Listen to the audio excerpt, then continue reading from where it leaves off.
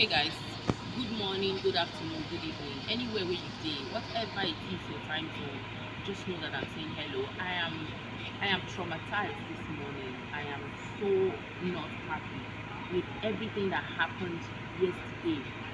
Junior Pope was reported dead yesterday, and when that message started featuring him and everybody started posting and posting, the first thing I did was to reach out to the national president of Actors Guild of Nigeria. He's my colleague, he's my friend. We talk, we share information. Anytime something happens, we reach out to each other to make sure that we compare notes.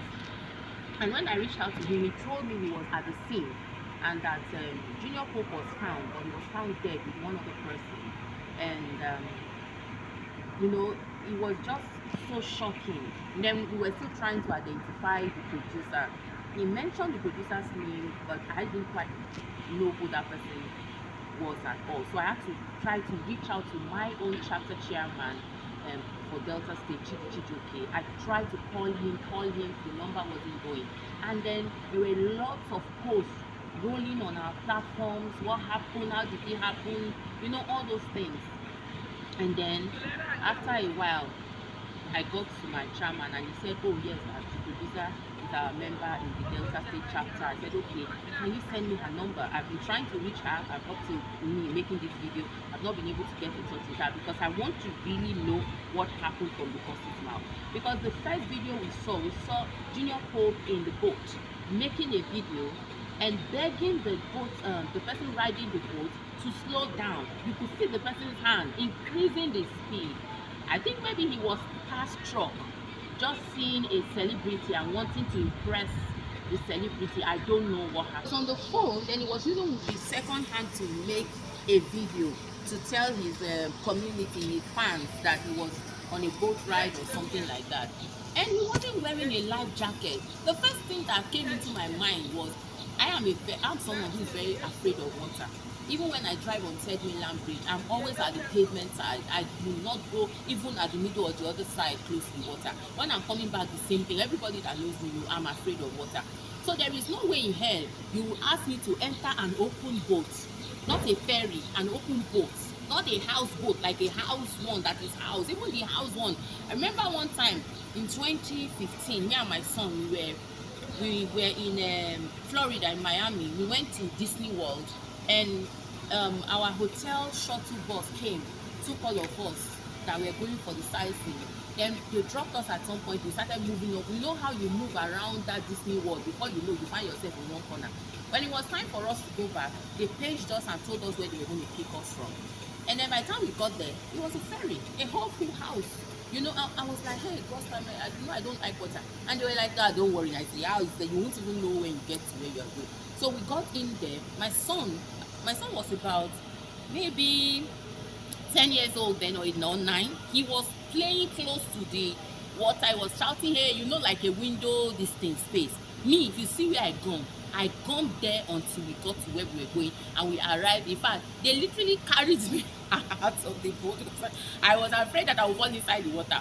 Now, that is the kind of phobia I have for rivers and all those things. And then somebody now goes on a boat, a very open one, at a full speed, and the person is there doing his stunts, making the whole boat speed like hell, and then one of his hands is making video, another one has a phone on his ear without a life jacket in River Niger.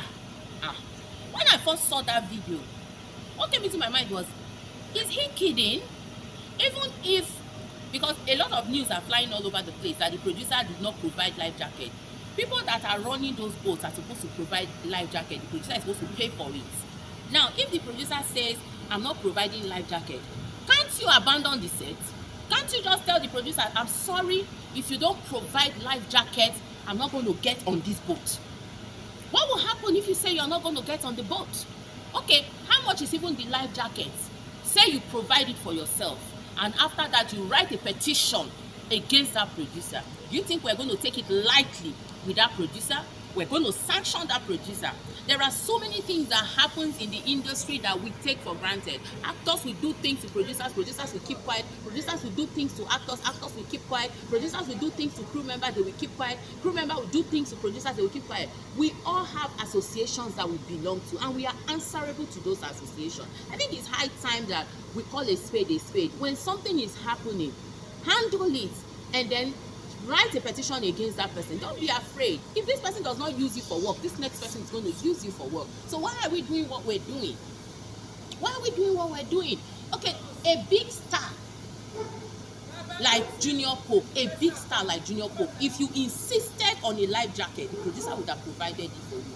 Let's not even talk about the other crew. Let's talk about him.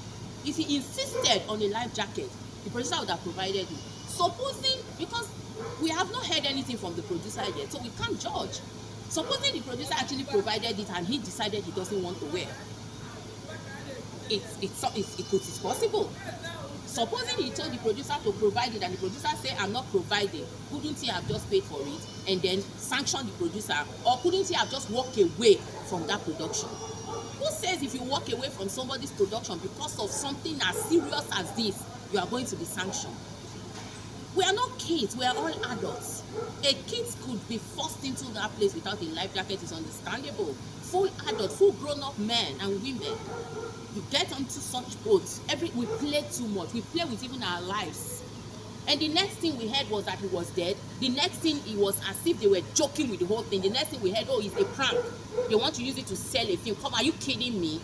You want to use somebody's death to promote your film? That is what the other one did the other time. Went to give the best dress to a cross-dresser because she once came and apologized to us and said because she wanted to promote her film. Where are we actually going looking for all this money? Where are we going? Forgetting morals, forgetting humanity because of money. How much is this money? This same money that we met in this world that we're going to live here. No matter how much you have, there is somebody richer than you. So what is actually the issue? No matter how much you have, you think you have. The richest man in the world, there's somebody that is still a richest man before maybe that person is not just a public figure. No matter how much you have, we came into this world naked, we're all going to live naked. So what is all these things that we are chasing, that we are forgetting humanity? Okay, look at what happened. They said, oh, he's dead. The next thing we posted that he's dead. I am one person who is not a carrier of bad news. I hardly post rest in peace until the family of the deceased post it because I believe it's their right.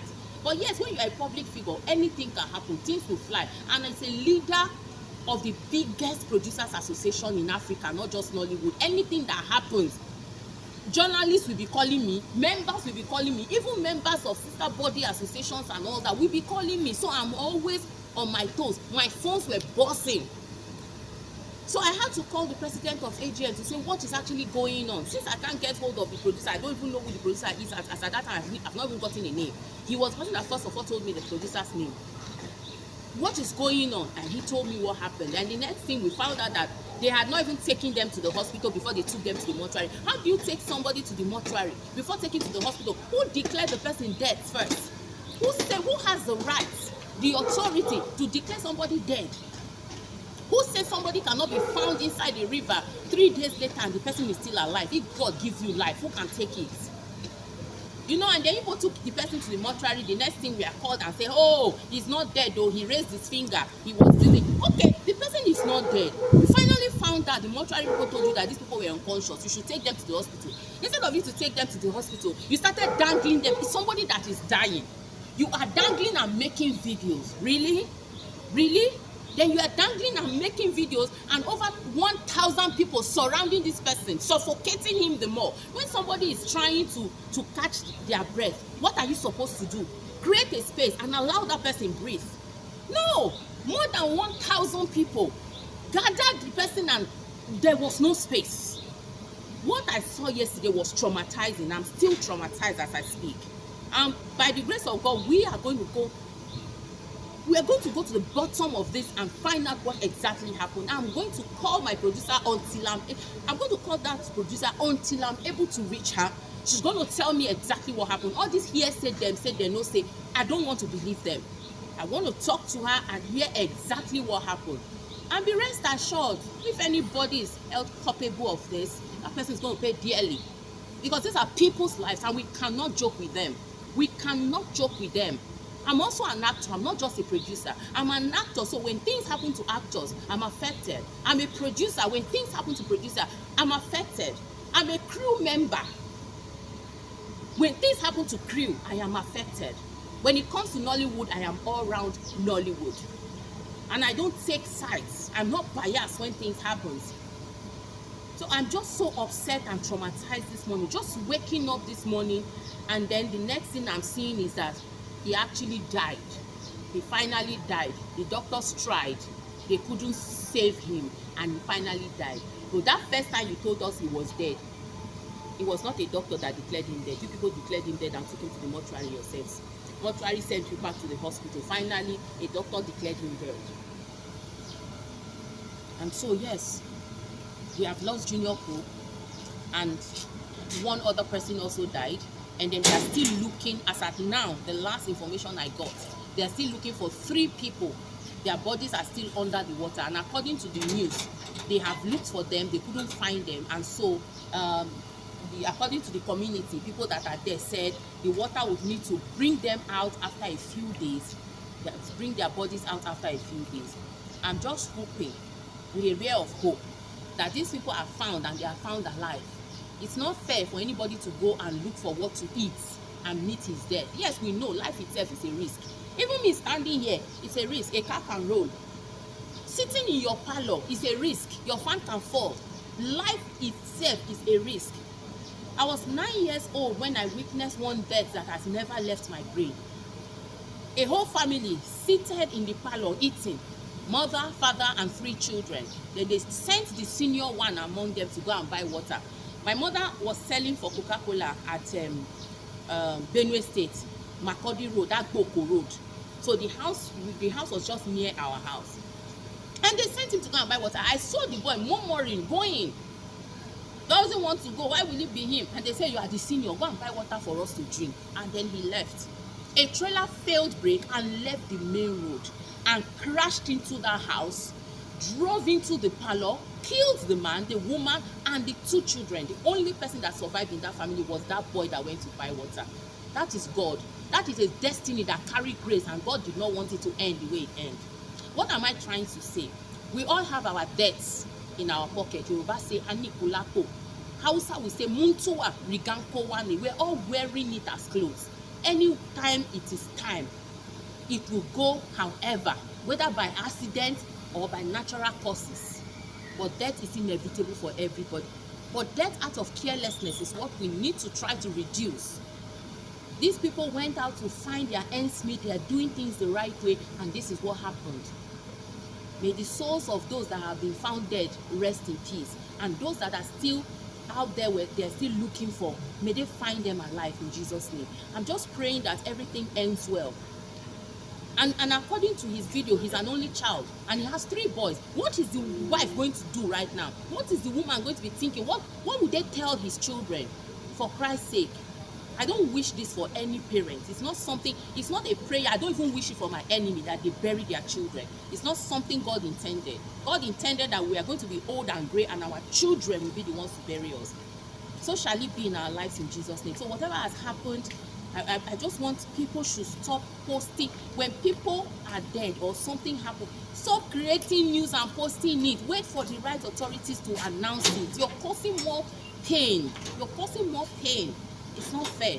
Let me just leave this video here, as I think I'll probably make another video when we finally understand exactly what is happening. Right now, everybody is just in shock. Everybody is in shock. May the soul of Junior Pope and the other boy that has been found dead rest in peace.